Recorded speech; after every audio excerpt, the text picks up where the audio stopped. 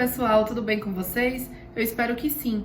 Eu vou gravar um vídeo aqui falando um pouquinho sobre os pontos que iremos trabalhar na nossa prova. Então eu vou fazer uma revisão bem breve para que vocês consigam retomar alguns conhecimentos que nós já trabalhamos em sala de aula.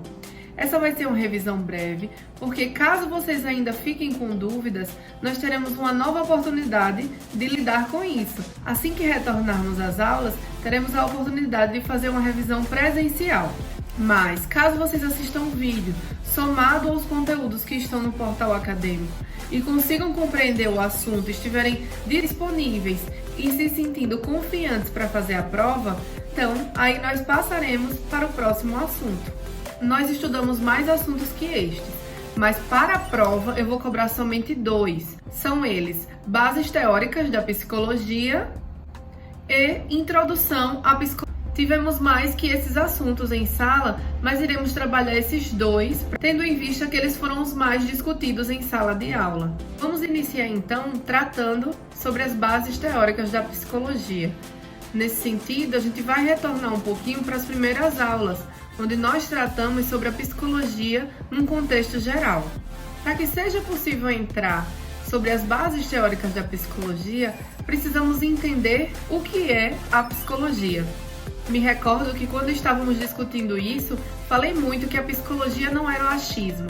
A psicologia não é algo que a gente acredita somente. A psicologia não é algo que somente eu tenho uma habilidade de conversar com um amigo, de entender o outro. Ela não é somente isso. Isso daí é o senso comum. A psicologia ela é uma ciência, ela tem uma base científica e ela é regulamentada. E a gente vai ver um pouquinho mais sobre isso. Antes de aprofundarmos um pouco o assunto, é importante a gente compreender o termo é esse, psicologia. Psicologia vem da junção entre 2 termos, psique e logos. Logo, esse termo leva a compreender que é a ciência da alma. E por que alma? Quando estávamos em sala de aula, conversamos sobre isso também. Alma, ela vai significar algo que é muito interno, algo que é muito meu, algo que é muito subjetivo e intrínseco àquele sujeito. É algo que faz parte de mim, que me define, é algo que é muito profundo e muito interno. Então, a psicologia ela inicia essa categorização enquanto ciência, principalmente sendo observada para esse ponto, ciência da alma, ou seja, eu consigo compreender aquele outro na sua singularidade, na sua profundidade, sabendo quem ele é de maneira mais intensa possível e de maneira muito pessoal e individual. Nós trabalhamos diversos conceitos do que é psicologia, inclusive sobre a psicologia na ciência. Mas espera aí, a psicologia é uma ciência? Sim, ela é uma ciência. Ela é uma ciência que estuda o comportamento humano na relação dele com o ambiente em que ele vive. Ela vai estudar esse ser humano, vai tentar compreender o máximo possível quem é aquele outro, que comportamentos ele emite, que tipo de relações são estabelecidas, tanto dele para com as outras pessoas, quanto dele para com o ambiente em que ele vive. Nós conversamos bastante sobre essas definições e como é que se estabelece esse padrão, como que se estabelece essa análise diante da psicologia. E aí, se a gente for pensar um pouco mais profundamente, a gente consegue definir que a psicologia é a ciência do comportamento, mas compreendendo que o comportamento é qualquer ação motora ou não motora, verbal ou não verbal. Nesse momento, nós conseguimos compreender que comportamento pode ser até um pensamento. Isso a partir de um ponto de vista de alguns teóricos da psicologia. Já vimos também que na psicologia nós teremos vários olhares.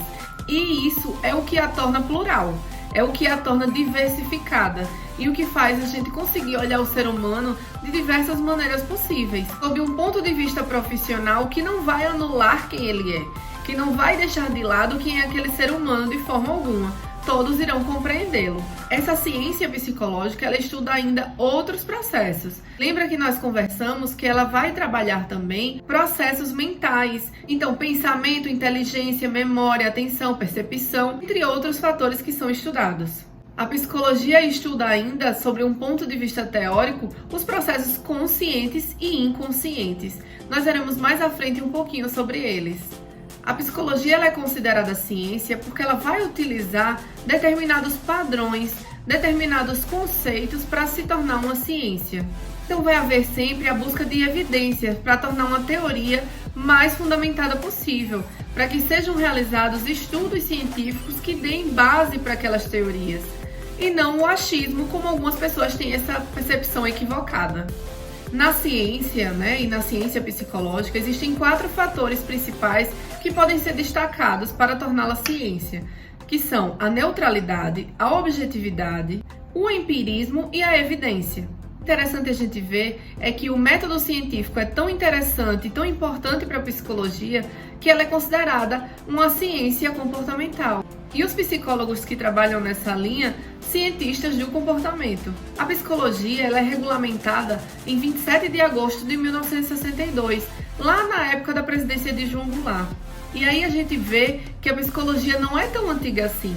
1962, 2020. É uma área da ciência que vem ganhando espaço e que vem ganhando cada vez mais força. Possui fortes bases teóricas e científicas. Ela é regulamentada principalmente para poder se tornar profissão. Que as pessoas que se formassem em psicologia conseguissem atuar de maneira reconhecida, sem infringir nenhuma lei e também para fugir um pouquinho dos charlatões. Quando vocês forem ler o material, vocês vão lembrar que a gente conversou que na época existiam muitas pessoas que se passavam por psicólogos somente pela habilidade de conhecer o outro ou de ter uma facilidade em opinar em algo. E isso, de certo modo, levou a uma necessidade do reconhecimento da profissão. Com esse reconhecimento, foi criado o Conselho Federal de Psicologia. O Conselho Federal é que vai orientar, fiscalizar e regulamentar todos os profissionais da área da psicologia. Eles vão ofertar também eventos, cursos, orientações, promover debates para se chegar em consensos. Abaixo do Conselho Federal de Psicologia existem os Conselhos Regionais de Psicologia. Eu, por exemplo, faço parte do Conselho Regional 15, é o CRP 15, aqui de Maceió, Alagoas. Esse CRP, ele é um CRP regional, direcionado para os psicólogos daquela determinada região. Então, cada estado vai ter o seu CRP e o CFP vai comandar todos os CRPs. Assim como as demais profissões, existe um código de ética. Um código de ética que vai determinar direitos e deveres daquele psicólogo, que vai permitir que ele atue sem infringir nenhum espaço, sempre prezando pela legalidade, pela autonomia do sujeito, pela liberdade e pela dignidade do outro. Nós, psicólogos, iremos sempre atuar visando a qualidade de vida e bem-estar do outro. Não podemos fazer algo que seja contrário a isso. Se nós façamos algo contrário a isso, nós estaremos infringindo nosso código de ética. Nós temos que ter ainda uma análise da realidade social de maneira crítica e histórica. Nós não podemos agir de maneira inconsequente e alienada. Precisamos analisar o que acontece politicamente e historicamente ao nosso redor. É importante destacar também que o nosso código de ética vai regulamentar o uso e a distribuição de instrumentos psicológicos. Então, testes e outros materiais que sejam de domínio do psicólogo, eles não podem ser disponibilizados de forma alguma em nenhum ambiente e nem ser falado ou ensinado a ninguém. Eu acredito que vocês lembram, quando vocês chegaram em sala e me perguntaram algumas vezes, e eu disse, eu não posso ensinar, eu posso orientar, explicar sobre o assunto, mas eu não posso ensinar nenhum teste ou algum instrumento que seja de domínio próprio psicólogo. Após realizar esse apanhado geral, vamos falar um pouquinho sobre 3 principais bases teóricas da psicologia. São as mesmas que eu levei para a sala de aula, mas não significa que somente existem elas. Elas são as principais, as mais comentadas, então eu trouxe para vocês tomarem conhecimento.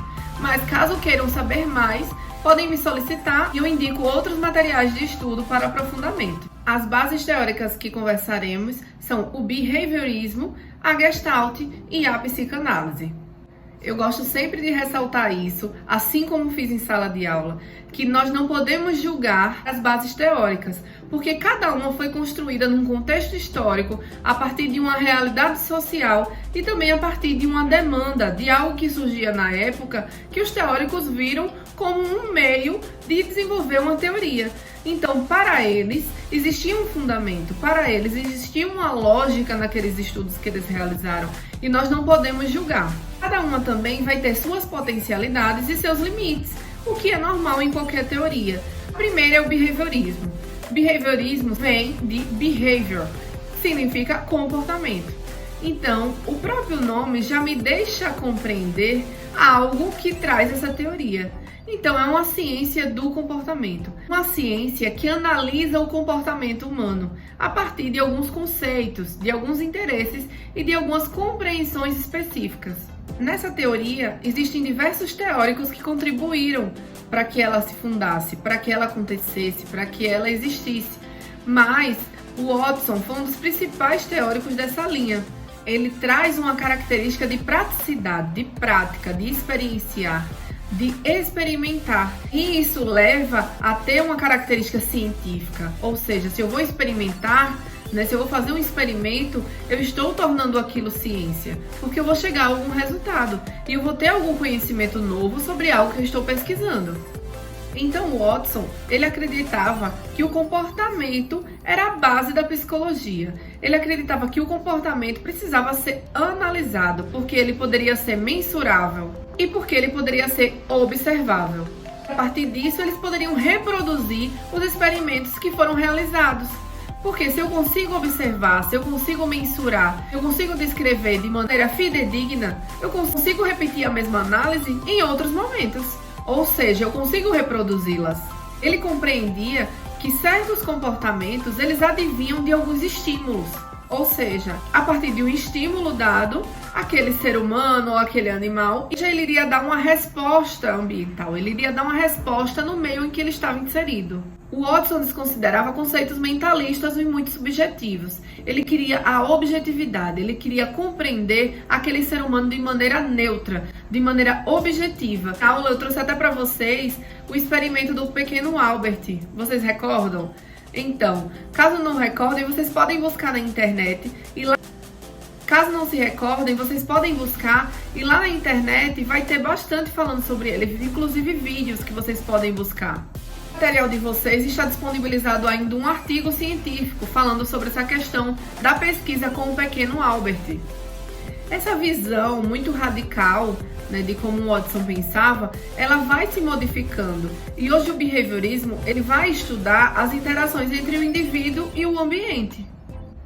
Ele vai analisar de que modo ocorrem essas respostas ambientais, como as pessoas se comportam, por que se comportam, de que modo isso acontece. Então o behaviorismo ele evoluiu, existem já outros teóricos mais contemporâneos que vão associar outras características nessa abordagem teórica. Outra base teórica que estudamos em sala foi a Gestalt, Eu até brinquei, eu digo, chama-se Gestalt, não é Gestalt, porque algumas pessoas elas costumam se confundir, mas o termo correto a ser utilizado é Gestalt. O que significa Gestalt? É um movimento que atua principalmente direcionado à compreensão da forma, da totalidade. Ela é uma teoria que vai estudar como o ser humano percebe as coisas. Ou seja, como é que se criam as percepções? Como é que se observam as coisas? Como é que existem e se determinam os conceitos e as compreensões desse ser humano? Então ela vai se aprofundar a partir da teoria da forma, das coisas, das percepções. Ela surge na Europa principalmente como uma forma de negar a fragmentação do sujeito. Ou seja, eu não compreendo ele como uma questão limitada, como algo que é determinado por um processo único, que pode ser mensurável, observável, replicado. Eles não consideravam totalmente dessa forma. E, através da negação dessa visão, eles desenvolvem outra percepção. Eles querem compreender o homem em sua totalidade, e não somente como um ser fragmentado. Os estudos na Gestalt foram realizados principalmente sobre essa questão do movimento, da sensação do movimento e da percepção. Eles pensavam e tiveram interesse em estudar quais processos estão ligados à ilusão de ótica, por exemplo. Por que um estímulo ele é percebido de maneira diferente por diferentes sujeitos? né? De que modo essa singularidade, de que modo a percepção individual e a sensação individual vai interferir em como ele compreende o mundo, em como ele apreende as informações que estão ao seu redor e como ele vai significá-las. Ou seja, como é que ele vai construir uma realidade que é individual e pessoal. Não sei se vocês se recordam, mas eu coloquei alguns estímulos, né, que a Gestalt utiliza bastante, que traziam justamente uma relação entre percepção e figura e fundo. O que a gente consegue ver nas figuras? Como é que eu percebo elas? Será que eu consigo identificar cada característica que está ali apresentada? Então, para essa teoria, a maneira como eu percebo determinado estímulo é que vai determinar o meu comportamento, é que vai determinar a forma como eu vou agir, como eu vou me relacionar e como eu vou viver naquele mundo. Nessa teoria da Gestalt, eles vão se preocupar em como nós compreendemos, como nós significamos, damos forma ao nosso mundo, damos formas ao mundo ao nosso redor, ao mundo interno também, às nossas emoções, aos meus pensamentos, às minhas necessidades. Nessa teoria existem alguns teóricos importantes, como Fritz Perls, Kurt Lewin, Wolfgang Köhler e alguns outros que são destacados na literatura. Acredita-se aqui que o todo ele é maior do que a soma de todas as partes, ou seja, mais uma vez relacionando a questão da percepção e da sensação, da identificação daquele sujeito de acordo com algo, de acordo com algum objeto ou de acordo com algum ambiente que ele está vivendo. A última teoria que nós vimos e trabalhamos em sala de aula foi a psicanálise. A psicanálise ela nasce com Freud, né, lá na Áustria, e ela, diferentemente das outras teorias, ela vai tratar sobre um termo, o inconsciente. Ela vai trazer como base de seu trabalho todo o inconsciente.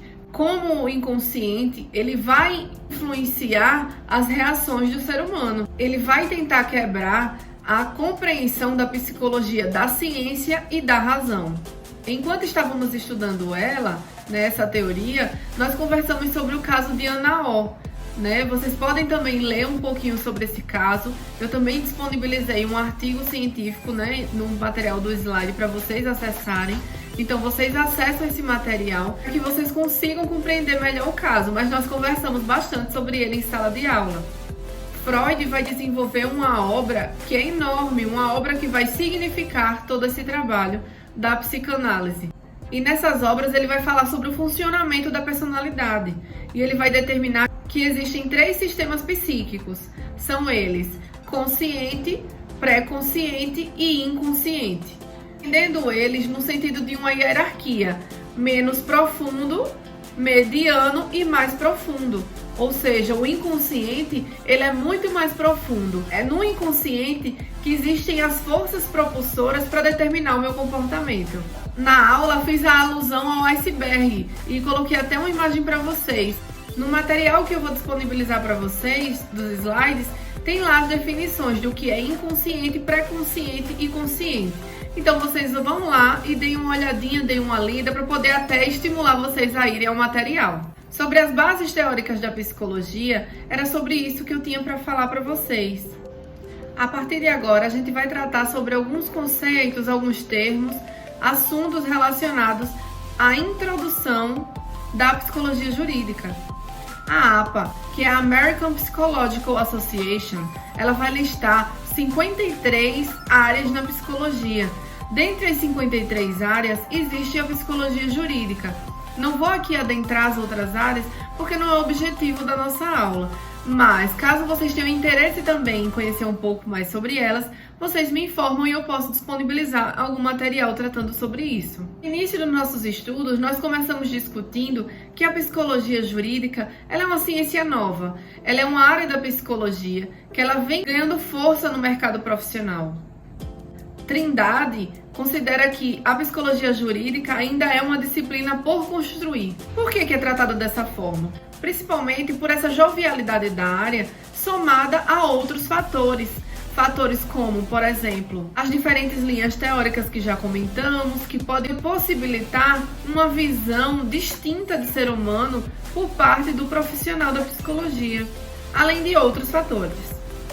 Ao estudar psicologia jurídica, a gente percebe que o direito e a psicologia, eles têm uma interseção, ou seja, eles têm um processo em comum. Qual seria esse processo? Ambos tratam do comportamento humano. Os dois vão compreender o ser humano, vão tentar compreender o ser humano.